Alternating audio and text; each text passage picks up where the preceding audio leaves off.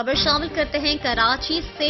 आए आपको हम बताते हैं कि कराची में ऐसा क्या हुआ कि लोग जानवर जैसा रहने पर मजबूर हो गए। आइए जानिए सीईओ खलील महमूद भट्ट सरेआम एचडी न्यूज की इस रिपोर्ट पर। सरेआम एचडी न्यूज पर। जब अमेरिका और यूरोप के प्रोफेसर रोजगार के लिए पाकिस्तान का रुख करते थे, गोरे छुट्टी का दिन कराची के साहिल समुद्र की गर्म रेत पर लेटकर गुजारते थे। 60 की दहाई का कराची सच में इतना शानदार था।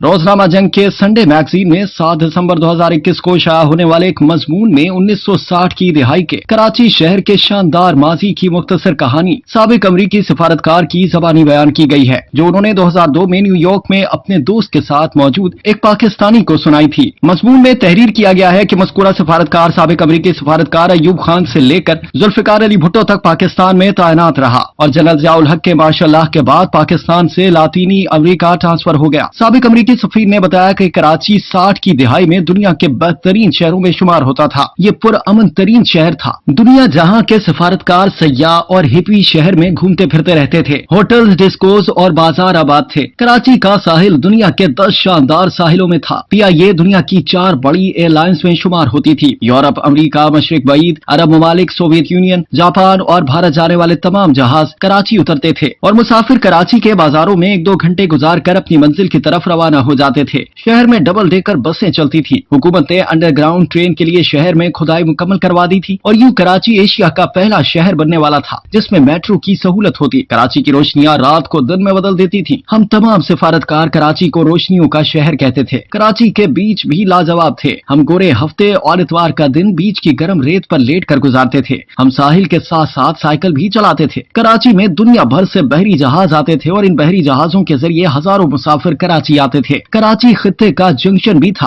यूरोप से लोग ट्रेन के जरिए इस्तांबुल आते थे, वहां से तेहरान, तेहरान से कोयटा और कोयटा से कराची आते थे। कराची में रुक कर ट्रेन के जरिए इंडिया चले जाते थे और वहां से श्रीलंका, नेपाल और भूटान तक पहुंच जाते थे। कराची में दुनिया की जदीद तरीन मसनूआत मिलती थी। मैंने जिंदगी का पहला टेप रिकॉर्डर, पहला रंगीन टीवी और पहला हैवी मोटर बाइक कराची से खरीदा। ये शहर बड़ी गाड़ियों की बहुत बड़ी मार्केट होता था। जापान, यूरोप और अमेरिका से महंगी गाड़ियां कराची आती थी और कराची के सेठ बाकायदा बोली देकर ये गाड़ियां खरीदते थे। यहाँ का रेलवे स्टेशन दुनिया के बेहतरीन स्टेशनों में शुमार होता था। ट्रेनें जदीद, साफ सुथरी और आरामदेह थी और इनमें खाना भी साफ सुथरा और मयारी मिलता था। हम में से ज्यादातर सफारतकार रिटायरमेंट के बाद कराची में क़याम के मंसूबे बनाते थे और यहाँ प्रॉपर्टी खरीदने की कोशिश भी करते थे। शहर साफ सुथरा था, फजा बहुत अच्छी थी। सर्दियों और गर्मियों में दर्जा हरारत मुतदिल रहता था। ब्यूरोक्रेसी पढ़ी लिखी, मुहिब वतन और कोऑपरेटिव थी और हुकूमती ओहदेदार आला तालीम याफ्ता और कल्चर्ड थे। मैंने अयूब खान के एक मुशीर के घर अपनी जिंदगी की सबसे बड़ी प्राइवेट लाइब्रेरी देखी थी। लोग बहुत मेहमान नवाज थे।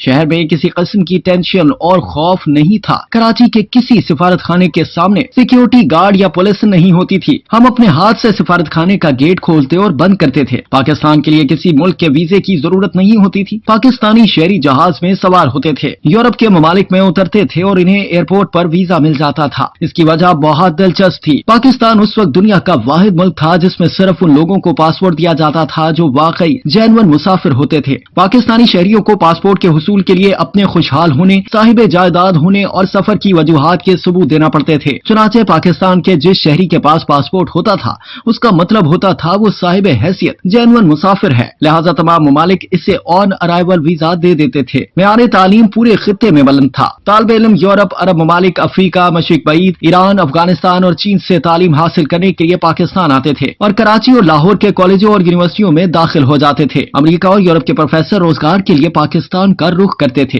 कराची शहर में 1000 के करीब गैर मुल्की डॉक्टर, तबीब और प्रोफेसर थे। पाकिस्तान का बैंकिंग सिस्टम जदीद और फुल प्रूफ था। बिजली, टेलीफोन और गैस का इंतजाम बहुत अच्छा था। सिविल सिस्टम शानदार था। कराची में बारिश के आधे घंटे बाद सड़कें खुश्क हो जाती थी।